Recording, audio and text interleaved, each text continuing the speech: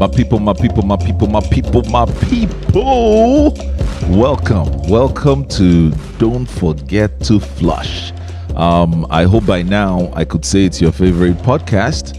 Coming to you every 2 weeks, fortnightly, and showcasing people that I hope you love enjoying what you're hearing. You know, people that are talking about things that really push the boundaries on the African Renaissance, and they also help us understand a bit more about culture commentary, especially from an African perspective. And then, of course, the fun parts that we have, which include toilet seat conversations. So, ladies and gentlemen, I'm very excited in having the one and the only, the incredible Ziggy Zaga Zemo, DJ Zemo in the building, ladies and gentlemen. Oh my God! Thank you, bro. Thanks for having me on your show and your podcast. And big up to everybody out there listening and tuning into the number one podcast show right now, running things in the African realm. Oh my God! This is how you know that this guy is a DJ. But I just started the podcast now. You never reached number one now.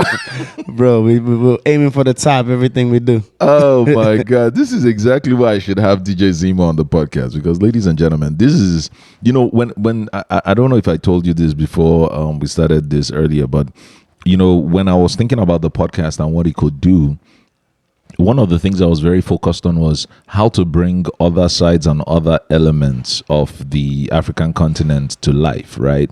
Everybody would say, okay, maybe it's Afrobeat music, or maybe it's our attire, our clothing, which is great. I'm going to have folks on the podcast to talk about that. But when I think about the fact that you're here live, this is one area of the African experience that we really need to talk about. Definitely. Ladies and gentlemen, I have DJ Zemo right here, and I don't need to say the ones and twos, right? No. It's a podcast, man. Thanks so much for joining us, man. Thanks so much. Definitely. Thanks for taking the time out to have me on your show as well. I really appreciate it. Very cool. Very, very cool. And you know, once again, Don't Forget to Flush is on the road again, and this time we're in the city of Atlanta to meet up with DJ Zemo. So I'm very excited that I can take this podcast on the road and get to meet very, very talented and interesting people and bring them to you on the podcast. So, DJ Zemo. Yes. There is no better way to start off this particular episode than to ask you the mysterious question, or to ask about your mystery, as the case may be, depending on who you want to talk to. Okay. People know you as you play. People see you as you perform. I mean, you're one of our legends right here, you know? So tell me, where DJ Zemo, how did you even start? Is your name even DJ Zemo? Like, and you can feel comfortable not sharing everything. Just, you know, these days I'm helping people stay in witness protection, so it's all right. It's actually funny because most people, I went to a church for almost 10 years. Oh, wow. Even the pastor didn't even know my name. Oh, wow. The pastor called me Zemo. And not till one day, like, Zemo, what is your real name? Oh, so the fact that he even knew that it wasn't even your real name. Yeah, it was like everyone just calls me. Even my mom, my dad calls me Zemo. That's a strong band. You have to admit, it's a strong band when your African parents will not even call you the name they gave you anymore. I'm telling you, you know. So yeah, that's that. So tell me, do you want to tell us? Or better still, let me even ask, when did you start DJing? Like, give us some backstory so that folks who know you will be like, we heard it here first. Okay. DJ Zemo finally opened the door. To tell us a bit more. I'm not going to say the year. Okay. But I will tell you how I started DJing. All right. Okay. So I started sophomore year in college. And what happened was I'm from originally lived in New York, grew up around the hip hop. Back then it was called reggaeton. I mean, it wasn't called reggaeton. It was called reggae Latino back then. Oh, okay. Before it was called reggaeton. And then they were also in the dancehall time. So I grew up around that in New York, but then I went to college at Westchester University in Pennsylvania. Okay. So while I was at Westchester, that was when this group called the Wu-Tang Clan in Staten Island, where I grew up. That was when now they started. I get it. Now you're so Wu-Tang. Yeah. So Wu-Tang. Is there something they call people who follow Wu-Tang? I'm like, are they called Wu-Tang guys? I know, right? I know. So the reason what got me interested in music was the producer that produced for Wu-Tang called the RZA. And I always liked music and everything, but I just loved the way he used to make his beats. So I fell in love with that, and I wanted to go ahead and start creating my own beats or creating sounds similar to his. So I said, I don't know anything about producing. I don't know anything about anything. What can I do to enter into that field? So I had some friends that were, they used to just DJ. They were like turntablists. Turntablists are like people that DJ, but they only do certain things. They're not trying to DJ for people's dance or anything else like that. They're into the scratching, into the mixing, into technical terms. They're into the technical turntablists. Turntablists. Let me say it like an American because I was about to pronounce it the other way. Turntablists. I was about to say turntable. Yeah. So they were more into the scratching and all that stuff. So when I linked up with them, they started showing me, hey, this is how you go about getting into it. You can start here and then from there start evolving into whatever you want to do. So I started buying records, buying a lot of weird sounds and weird records, and I started learning how to DJ in my room. This was in sophomore year, and I used to get written up by all the floor. What do you call it? I used to get written up all the time till I got tired. But like making all that noise, right? Yeah, everybody hated it because all you're hearing the whole time. Imagine being next to someone, all you're hearing ever, all day, every day, 12, 1 o'clock. So it was time for me to move out. Man, you made school out of this though. Yeah. Like you were like, I want to. Was it that you wanted to be a DJ specifically, or you were like this was your route to be a beats? producer? Oh, beats. So from there I moved off campus. Okay. And when I moved off campus, I had a lot of white friends. So they all wanted to come. Yeah, I'm just gonna keep it as keep it 100. I mean, don't forget to flush. I mean, at the end of the day, they don't like it, they can flush it. Exactly. So a lot of wanted to go ahead and they knew I had this DJ equipment and everything, and they wanted me to play music, and they just wanted to dance and party. But I'm more into the producing, so I had to now say, hey, how am I going to afford buying all this? Back then it was records. It was no MP3s or anything like that. So now all these things you're saying is making everybody feel like, hold on, how old is this guy? Because you're talking about back then. That's what I'm not going to tell. When you say back then, people will be like, what is that? What is records? Yeah, so exactly. I started off with records. So what saved me was I used to get refund checks for school. So instead of using it to buy books or this and that, I would tell all my professors, hey, listen, I'm from a poor home. I don't have anything. If you have an extra book, let me get it. But all that money was going to buying records. Mommy and daddy, you heard it here. This is what Zemo was doing in school. Yeah, you had to. Those records, let me tell you. Your parents will be like, why is it that people are looking at us every time we come to campus? They won't know you were the one saying that we're a poor family. You have to do what you have to do now. As a Niger boy now. Bro. Oh my God, that's hilarious. So you were putting everything back into the music then? Everything. So every dollar I had, every money I had, I bought my first Technics turntables through there. It was, I can't forget, it was $450 plus tax. I bought it downtown Philadelphia. That was just for one. And I'll even tell you a funny story.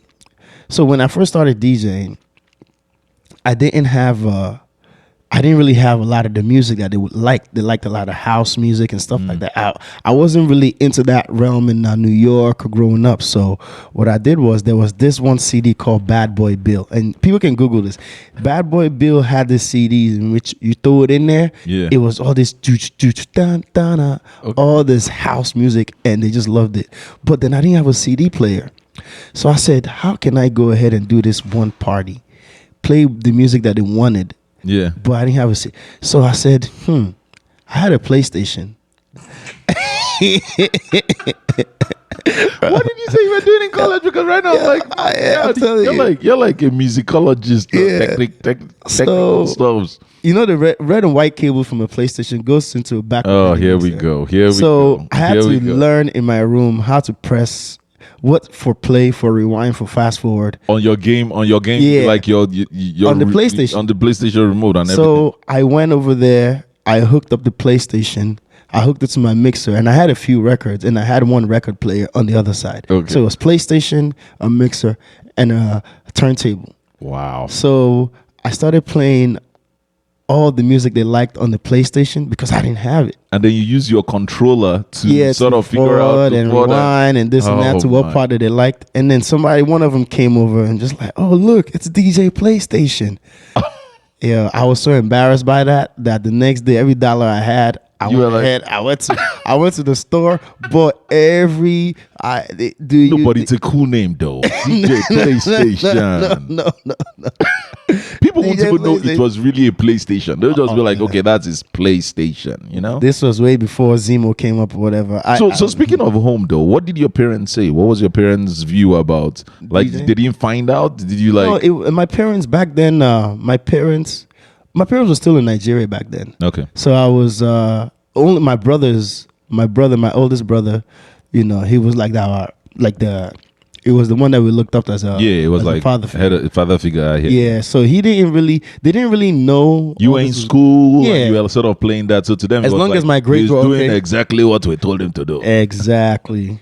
So that was where the foundation of me, you know, and then So how did the name DJ Zemo come through then? DJ Zemo came when From DJ PlayStation to now I'm sorry, but on this podcast people will start calling him DJ. Please don't call him DJ PlayStation. Wink, wink. Yeah, DJ Zemo happened after I graduated college. You know, and by then I started getting really good at DJing, but I still wasn't. You know, it happened when I moved to Philly. My brother was in the military, and he moved and he came and lived with me in Philly. Not my oldest brother, the one right before me. Okay. It was 4 of us, so I'm number 3. Okay, it's good that you said that because people will just be like, how many brothers has he mentioned? Yeah, definitely. You know, do you have So- 16 at this point? You know, but So he came. He moved in with me, and then that was when I moved to Philly from Westchester, Pennsylvania to Philadelphia, Pennsylvania. So living in Philly, you know, I started doing little college parties, house parties here and there, but it wasn't too big. And then I just asked him one day, I said, I need a DJ name. And I was playing with so many different names back then. And then one day he said, you know what, I got you. And then before you know, between him, one of his friends said, you know what, Zemo. And then that was how the name. My brother gave me the name. He just, I believe that's it. Yeah, that's how the name came about. yeah, Zemo. man. Do you guys talk about that? Yeah, yeah, You'll be like, yeah. don't mind Zemo. I gave him that name. Oh, man, yeah, my brother. I think he's probably the one that enjoyed the most me being Zemo. Because he just came from the military. He was all chiseled out. He had the muscles. Yeah. So when I'm That way, DJing, he's like right there collecting the props. Yeah. Whenever I'm DJing, all the fine girls, everything, he was just collecting all of them. Well, I mean, I'm just DJing. They're coming for me, but before I know it, it's collected all of them. My God, that is hilarious, man. Wow, what a Yeah.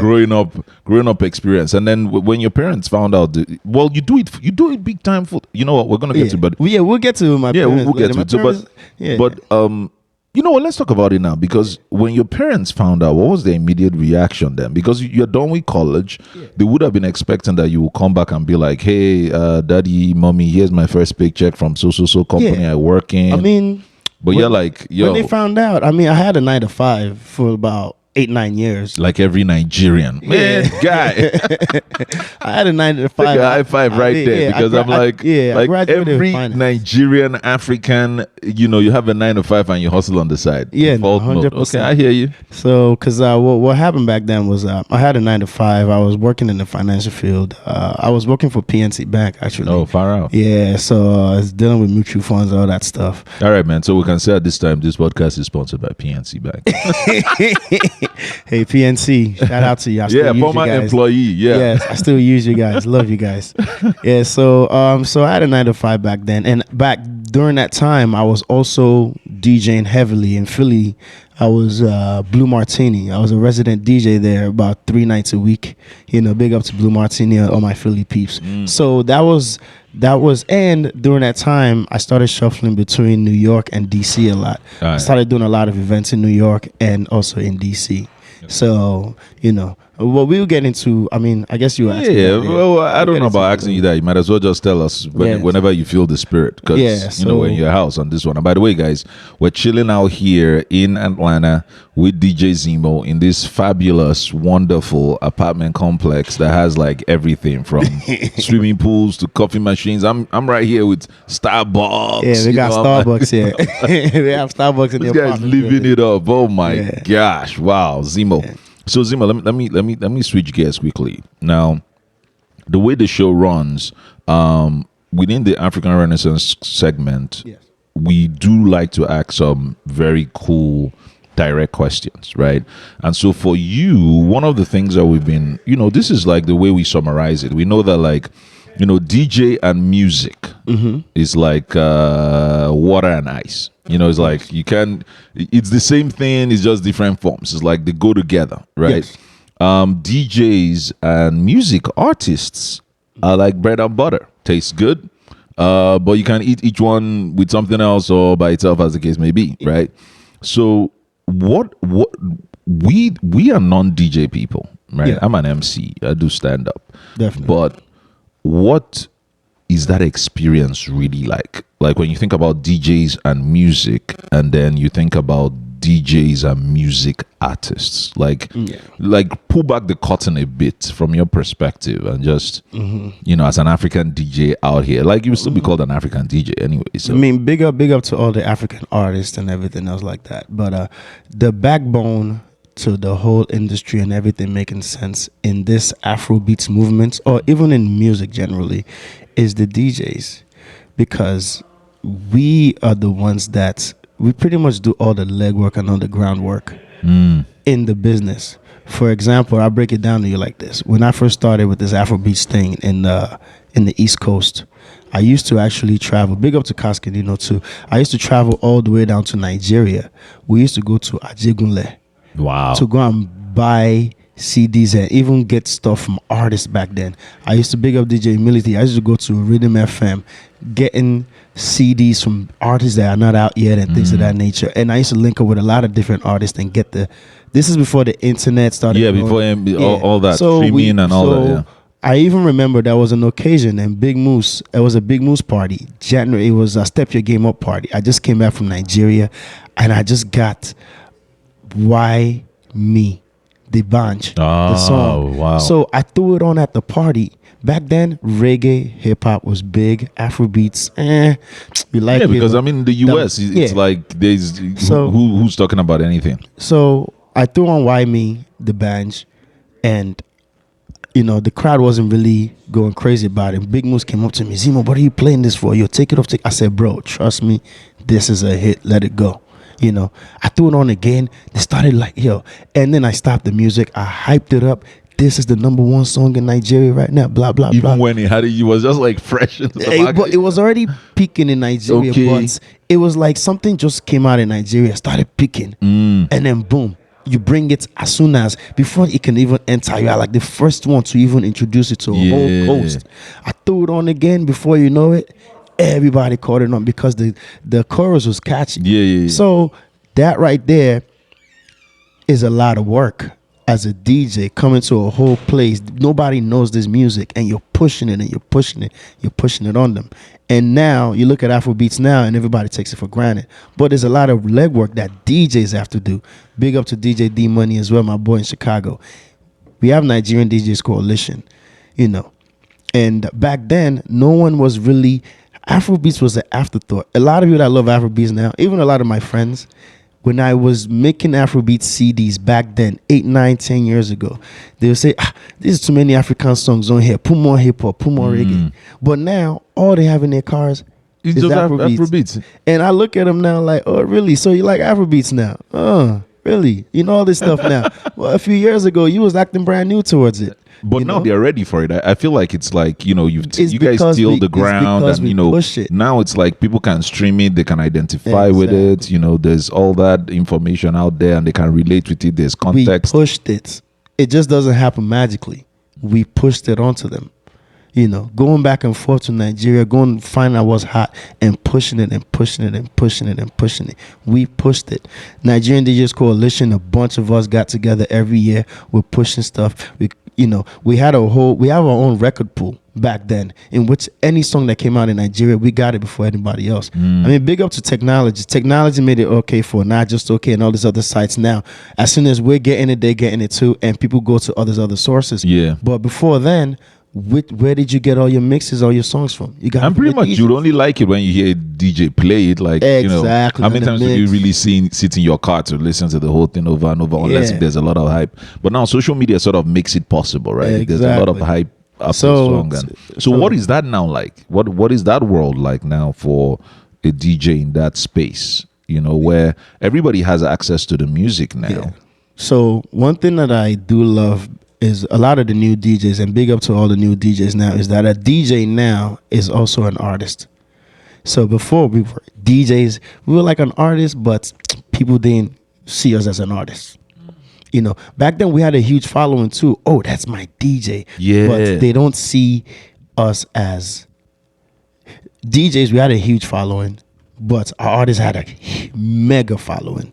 But now we are starting to change that.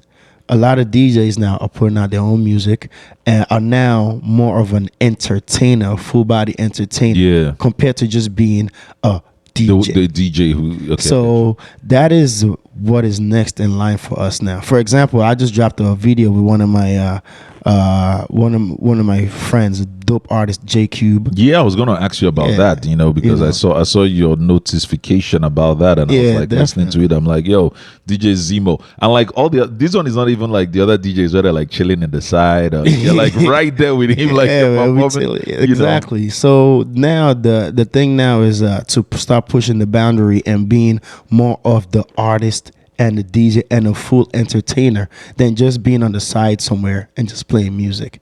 So that is where the DJ is. That's the new. For example, like the DJ Khaled's and things of that nature. Yeah. So that's exactly where we're going at. And before you know it, you might start seeing your favorite DJ in commercials. Big up to DJ Oben and the rest of them too. They're already doing that. Doing that. I mean, dynamics here in So let me ask you that then, because we all know you're a legend. Like, there's nobody on the East Coast. I mean, you go by the East Coast bully anyways, because you like bully music. That explains the bully. You were pushing music on us before we even knew what was going on. Yeah, you can Google the mixes. They're all there. So, but what would you say is DJ Zemo's unique proposition or point of difference? Because the big thing about DJs here is, things like weddings, the club scene. Those are the two major per se, but you will notice that there's a lot of integration that happens with all the other activities. Like we believe the DJ should be everywhere. So what's DJ Zemo's unique proposition on that one? I mean, first of all, before anything and everything, I am a DJ and I take the DJ art form seriously. So, I mean, even though all these other things are nice, being able to this, I still believe if you're a DJ, you're supposed to be able to kill any event that's put in front of you. So with that, when it comes to scratching, turntablism, and just being able to just kill and destroy your party, I don't think there's any crowd you can put in front of me that I cannot cater to. So first of all, with the DJ, I don't even play with that. Yeah, like I know that. I've worked with you in several events. But the thing is, though, the reason why I bring that up is because sometimes you get labeled, oh, he's an African DJ. Oh, he's from this part. He probably can't do this. He's a this, is that. So I always listen. There's no crowd you put in front of me. Hip hop, reggae, Latin, whatever. I will 100% rock that. So I always try to stand out from everyone else because there's nothing you put in front of me. I don't care what it is. I'll do my best to make sure that I am very different. All right, very cool. So I'll give you that. Though, so that one is there. I'll give you that. I've seen you do. I've seen you do some things in certain places that I'm like, yo, I don't even know how. Like the audience is different. Everything about it is. There's nothing about it that seems African in any way, or even African. I'm like nothing. And then I see DJ Zemo out there. I'll be like, how did DJ Zemo? Oh my god! I'll be at the back, So I get you. We're going to shift into another segment. But guys, I think it's a great time to sort of say, so DJ Zemo, how do we find you? Very easy. DJ_ZIMO on Instagram. You could also Google me, DJ Zemo, and also I have my my guy. Yeah, you can also Google me. Once you neither. can be Googled, you're good. You're good. Yeah, and also I do have a huge wedding company as well. Pays the bills, DJ Zemo Weddings. Yeah. For all my lovers out there, boom, And MC Namo, he knows what's up. We know. Yeah, so man. let's shift gears. Like I'm enjoying this because it's like I think we're gonna go long on this particular podcast because let's make it happen. It's like let's just keep it talking. So ladies and gentlemen, please do send us an email with don't forget to flushpod@gmail.com for emails, or you can catch us on Twitter at don't forget to flushp, and then on Instagram is don't forget to flush, and then we have a Facebook page that is like don't forget to flush. Don't forget to flush. No. Don't forget to flush podcast on I like on that Facebook. name too. Yeah, I mean it's like we were thinking about it and we're like, you know what, this is what it's all about, man. If you like the info, flush the old one. If you feel this doesn't work for you, go ahead and flush it and just listen again because you'll be back in the toilet anyways. You know what I'm saying? Like, that is true. But that's the thing right there. So let's talk about some culture commentary, right? Okay. And let's get into some deep stuff. Okay. African DJs, African American DJs, American DJs. Mm-hmm. What would you say is the point of difference? Okay. Because just like what you were saying about people looking at you and saying, it's DJ Zemo. He's most likely an African DJ. He's never gonna rock a core white boy American group, Exactly. That kind of thing. But when you think about the DJing and the DJing styles, what's that like? Okay, I'll break it down to you. Okay, for example, African DJs. I'm talking about good DJs now, not just any regular, because so many people call themselves DJs, and we all know the difference. Okay, African DJs, for example, the ones in Africa, for example, to me, are one of the best DJs in the world. I'll break it down to you. When you live, for example, in Nigeria, you're influenced by a lot of music from Europe. Okay. A lot of music from the UK, Europe, dance, and everything else like that. You're influenced by everything from America as well. Yeah, you have some dancehall in there as well. And then you have your Afrobeats. So when you go to, if an American or even someone from the Caribbean or from Europe goes to a club, for the most part in Nigeria, they'll be blown away by how good and great the DJ is because he's playing rap. He's playing like Afrobeats, all the different genres of music. And so exactly. And to me, is like, you just always hear amazing stuff coming from, when you're there, Yeah. And so African DJs to me are very talented, very good. African American DJs, very different for one reason. Region to region in America, they're very different. If you're a Cali African, and that's a lot of things that people don't know, right? Yeah. Because it's like, and I'm not even talking from like a booking perspective. I'm just saying in terms of style of music. Like people show up at, you could travel, you go to a club somewhere else in the country, in the US, and then you're like, what's this DJ playing? It's not that the DJ isn't playing. It's just that region is very different. That region is different in terms of what they truly like. Yeah. So for example, if you're in Jersey, a lot of the DJs there play Jersey Club. In Atlanta, they don't know what that is. California, they don't know what that is. And you could be in there for 3 hours and an hour and a half is playing Jersey Club. And you're just like, what is this rubbish? But that's their culture over there. So the thing is, African-American DJs, a lot of them are not open to world music. They're only open to the music they have here, hip-hop, and maybe a little bit of reggae. They're not really, really culturally open to what everybody else. And that's driven by the audience, of course. I mean, the audience is also is by the audience. But at the end of the day, it doesn't matter what the audience is. You can still drop a little bit of nuggets of everything. That's where there's a difference between someone like me or someone that's traveled the world like some of my other African DJs, because they can still come in there. I can still play your trap for you, play what you like for you, but the way I would mix it, if I see a few elements of other cultures in there, I can throw stuff in there for all of them to feel whatever, instead of just, and you won't have to like talk and try to like cover it up. And so you can go ahead and give them a nice dish compared to just, let me just play all this trap, all this, how, so that's the difference. To me, I always feel like African DJs are better. But there in America, there's a difference. There's some African DJs that only play African music. I don't understand that. That's the thing, though. I don't That's the understand thing, that. though. Like, And to me, it's just being lazy. No, it's true. Because for example now, and this is where I also challenge a lot of listeners too, because I also feel a lot of listeners of music these days are also being lazy and they're not being open-minded. I love Afro beats. I love everything Africa, but still, it's like eating a meal. Yeah. You can't just say I want to eat chicken and just have only chicken. There's no rice, there's no stew, there's no grains. So it's music. When you want to go in somewhere and enjoy music, have an open mind. That okay, I might hear 60% of what I like, what I'm used to, but let me be open-minded to listen to other things and appreciate it as well. Yeah, that's the point, right? So in that context, though, that's how we bridge the divide, because this whole argument of African American DJs, American DJs, I think the point is learning, right? Like Everybody's learning. Yeah, if you're open-minded, then you'll be a great DJ because you can play everything. Because that's one of the things I see too as I travel, and all the times that I go to host events and we have to like go out prior, or for any of the gigs that I have to do. It's always amazing to me that you would know a DJ who's working or who's exposed or who's traveling by how they sort of put things on, right? But some of the other ones would be like, I'm just gonna do the ins the entire night, and I'm like, well, 20% of us here don't really particularly listen to that. Exactly. It's like doing something else. And then when you go there, sorry, not I'm calling you, but interestingly, like when I go out to places like would I say Vegas will be one of them? I think it happens a lot in Vegas where it seems like they switch out the DJs. Like it can't be the same DJ that can play all genres of music.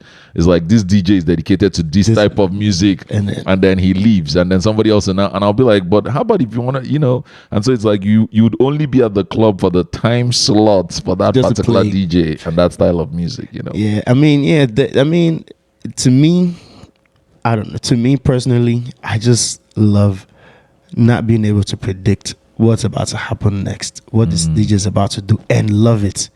Because they can be playing rubbish, and rubbish is rubbish. But if you're playing from like a Spanish song, you go into Afrobeats, you go into like a 90s song, and then you go into a dancehall song, and I don't know what's coming next, but everything is just jumping or whatever. Even you just hearing just that one Afrobeat song in that 10 or 15, 20 minute span is already blown your head by the way he mixed it and everything else like that. So it's not just about, let me just play Afrobeat, or let me just play hip hop. There's a way in which you can do it that everyone can love it. And to me, the art of DJing, really, really good DJing, is diminished a little bit because everyone is now trying to be in their own corner. For example, you might go to a Spanish party. It's only Spanish they might want to play.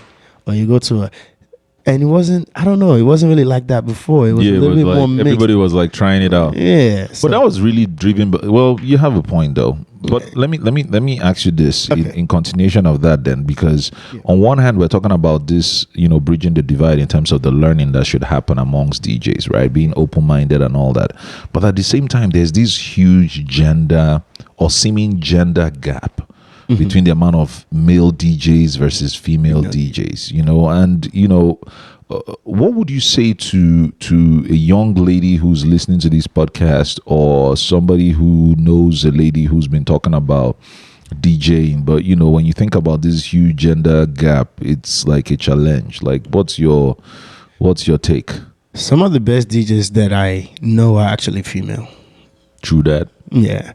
DJ Aqua in DC, she's Ghanaian. She is dope. So dope. I've worked with her too. She's really amazing. I love DJ Supermodel. Supermodel is dope too. Great producer, and she does her thing. Yeah. And she just dropped this new Afrobeat. She's always experimenting. She's I love her. Like this joint where you can mix your own Afrobeat thing, and it's like a plug-in and skin and all that. Yeah. I mean, and then she would always end with, "But she's a supermodel." I'm like, of course, we know that now. Yeah, sister, with my African voice, I'll be like, sister, we know that too now. Yeah, so there are a lot of dope female DJs, but not enough. It doesn't seem like there's enough. But it's like that in music. If you really look at the whole music, for example, even in hip hop, how many female artists are there in hip hop? Maybe you can count them, not that many. If you look at even Afrobeats, how many female artists do we really have? Yeah, I see. So, but they're increasing. The amount of women in female DJs are increasing. Number one, thanks to technology, because now it's a lot easier to DJ than it was even, let's just say, 6-7 years ago with all this turntable, like all this. So it's a lot easier now. Yeah, and the perception was, I mean, like society has sort of evolved now in some. Yeah. So, areas. but if you're a female and you love music, just get into it. It's not that expensive to enter the DJ business, and just get into it. There's really, and funny enough, if you're good as a DJ, you're good. It doesn't matter if you're male or female. Like, once you play and people love you, you're getting booked. And a lot of DJs that I know, even a year and a half into the game, they're getting booked. You know, there's a lot of DJ here in Atlanta. Hershey Kiss, she's really good. She just came in the game, started doing her thing. A tractor in Houston, she's really good. So I know a lot of female DJs, and they're all really good. Yeah, I heard of this female DJ too in Nigeria. She's like on Cool FM, and she's on What's what's her name? She has the mohawk. Yeah. She's really good too. Yeah, she's really good. So there's a lot of good female DJs out there. So the question, I guess not a question, but the answer is really just get into it. Just get into it. And DJ Cuppy, big up to DJ Cuppy. Cuppy. You know, she's doing her thing. Yeah. You know? Yeah. So for me, is if you love something, and here's my thing to everyone, like, listen, because another thing is this, because when I first started DJing, first question everyone was like, okay, it's fun. When are you going to stop? When are you going to go ahead and just go back to normal 9 to 5 and this and this? And there was actually a point in time, probably about 8-9 years ago, in which I said, okay, all right, let me stop now. And let me just pass it on to others and this and that, because it's just DJ. What are you going to DJ forever? And then as I was trying to transition out, the amounts of demands and the amounts of money people want to pay me started growing. And then I'm looking at my 9 to 5 paycheck. I'm like, but I can make this. Doing something you love. I can make this in one gig. Well, you're paying me in a week. I can make it in one gig. I'm like, be very, I said, let me just wait a little bit. And before you know it, started getting bigger. I started the company, DJ Zemo Weddings, started getting bigger. And then people started flying out to Dubai, flying here, flying there. I said, you know what, in my 9 to 5, I don't remember anybody flying me to Dubai. I remember anybody saying, I'll pay for everything, blue, just come out here. I just want you to be there. Yeah. And sometimes they just want to be around you. Just keep your company. I said, you know what? Let me just wait a little bit. And before you know it, the Afro thing just blew. Now it's like everybody's able to reap from the hard work. Exactly. That's pretty much what it is. So now I have friends that used to do the 9 to 5 that they were so nervous and scared to quit. They're also in the BJ business. They're like, you know what? Let me just chill with this 9 to 5 a little bit. A lot of them are quitting now and focusing on the business, the DJ business and the entertainment business fully, and you're reaping the rewards. So one thing I will say to a lot of people is, it's always good to have a backup plan, don't get me wrong, but always do what you love doing. One life to live. One life to live. I like that slogan. So let's get into the fun segment then. Yeah. It's called the Dinkba and Diva. Okay. All right, but we don't have any diva. You're the Dinkba. Dinkba is Igbo for man or strong man or masculine man or the man's man. Okay. And so how we're going to do it is, whatever I ask you, you have to say it in an accent. So you have to pick an accent. Just pick any accent. Whatever accent. Gosh, that's the only thing we know. We don't know anything past Wago. Now you pick any accent and then you give us an answer. And so we know you've done a lot of, you've performed with a lot of artists. You've sort of gone on the road with a lot of artists, and then you have the J-Cube experience that you just dropped right now. Definitely. With J-Cube. Melanin. So what was that like? Like to you, like playing with artists? I see DJ Tunes with Starboy. I see a couple of all these other DJs. DJ Obi always there performing. Yeah, Shout out Equal with my boy Davido. Equal, with Davido and all that. So what's it like? What since I have you here, like tell us, what's it like from a DJ perspective? Rolling with the artists.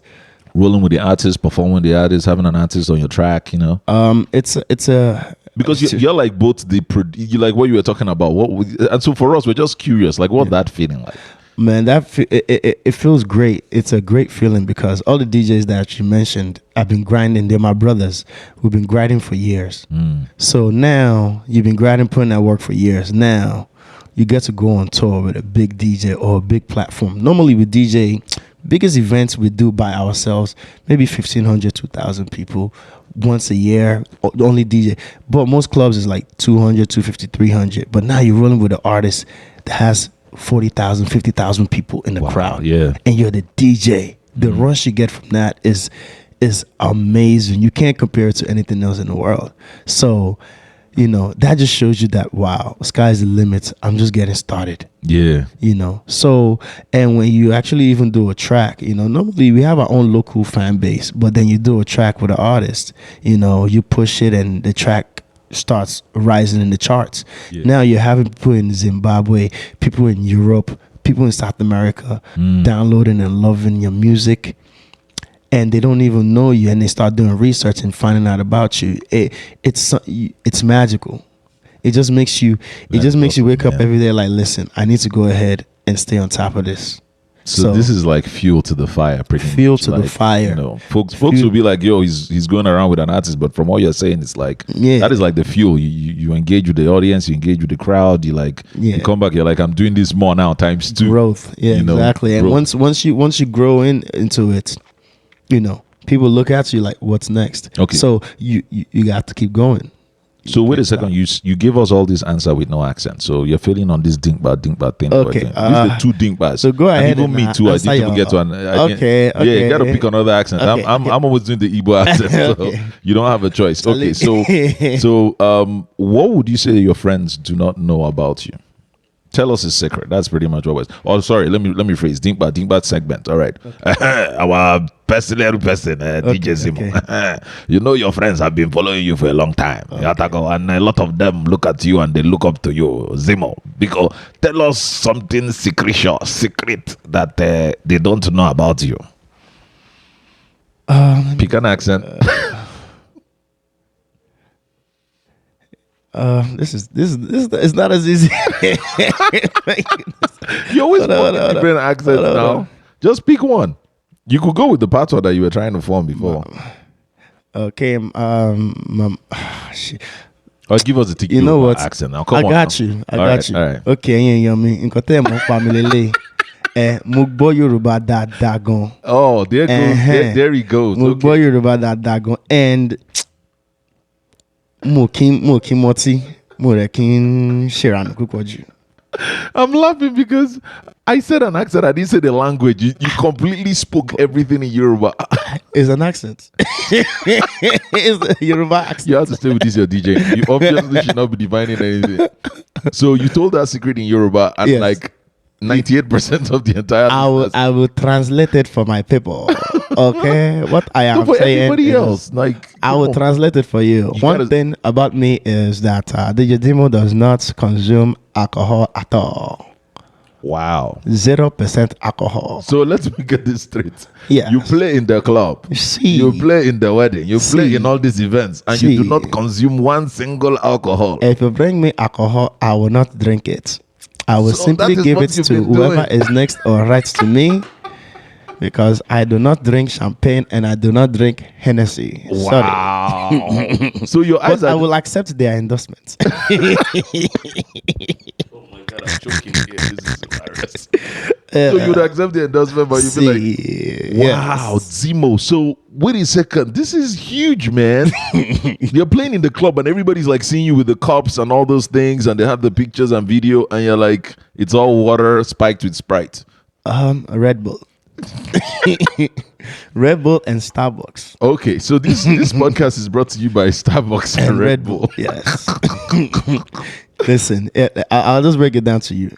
If you want to keep me happy, if you even see that, oh man, I think Zemo is not playing like last week or whatever like that, just go ahead, get me some Starbucks or Red Bull, and just give me about 15 or 20 minutes.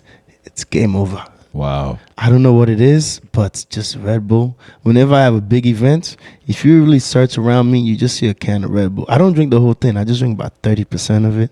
And you're good. And I'm good. Wow. And I'm pumped up for like 3 to 4 hours. All right. Thanks for letting us know that secret. I'm just my eyes are tearing up here. It's hilarious. So as we begin to round off on the podcast, right? Mm-hmm.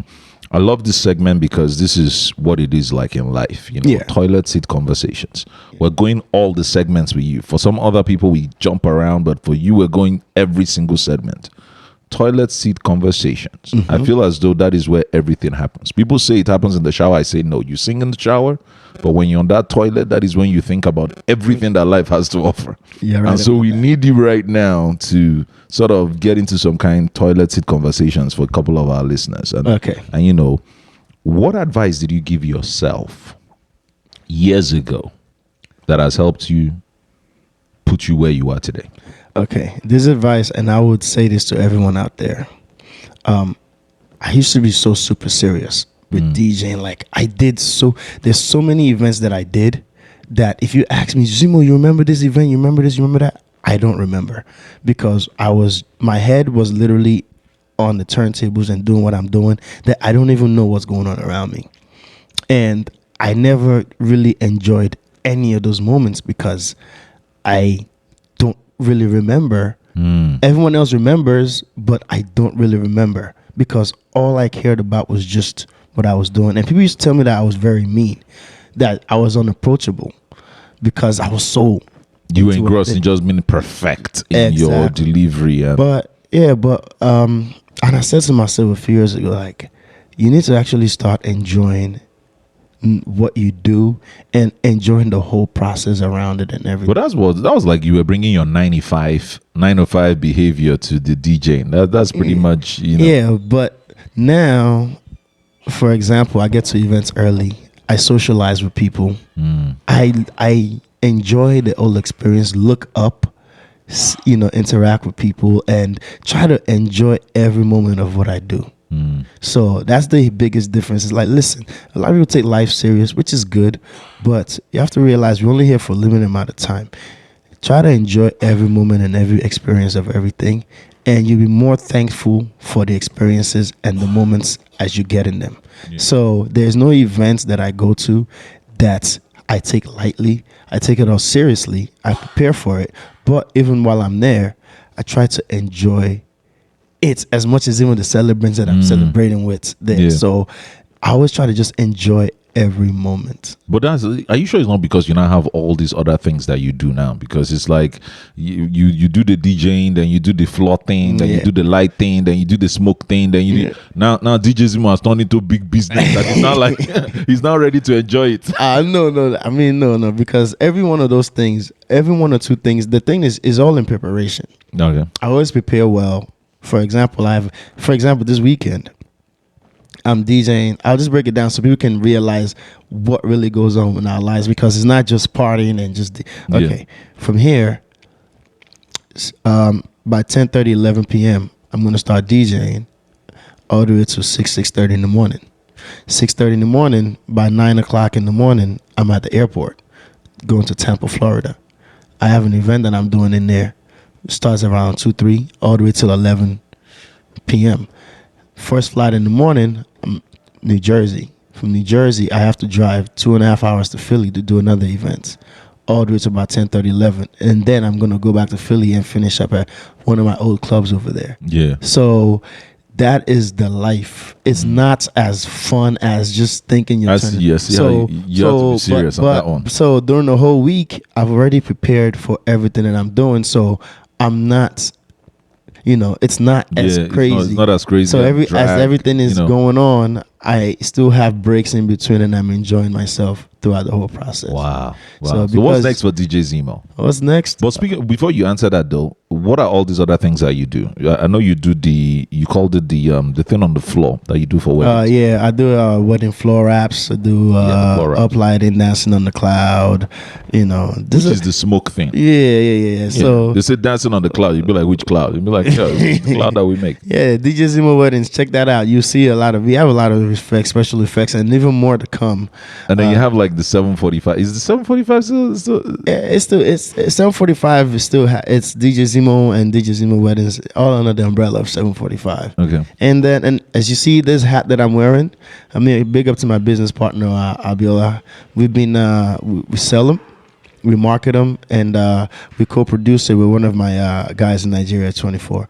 So it's epic. I've been begging for this hat. I hope that at the end of this podcast, something will finally come my way. But no problem, Sha. Yeah. That's why I went to podcast, because in my mind, I'm like, you never give me this to put on it. So let me just talk about it. It's a black hat with like the Bini, the Bini thing in front, the Bini symbol, sculpture thing. Yeah. Definitely. So we have this. So this is hatsand.com, one of the businesses I have. I also partner with my boy Abiola again. We have a restaurant in Nigeria. Yeah. You know, the restaurant is doing very well right now in where's the Ikeja. restaurant? It's in Ikeja. Okay. Okpebi Road, number 80 Okpebi Road. So just go there. Number Mama Justin. 80 if you're in Nigeria and you're in Lagos listening. Number 80. Mama Justin's go there. We have all your Justin's, local nice food. one. Yeah. So we have I'm going that to check it out when I get to Nigeria. That's for sure. Appreciate it. And that's just and part then of it. you have a club in Philly, and then you have this Blue Fridays Lagoon out here in Atlanta. Which is it like every Friday? Each and every Friday. All the way to 5:36 in the morning. DJ Zemo. I was asking what was next for Zemo, but I'm like, Zemo doesn't have any time for next. It's like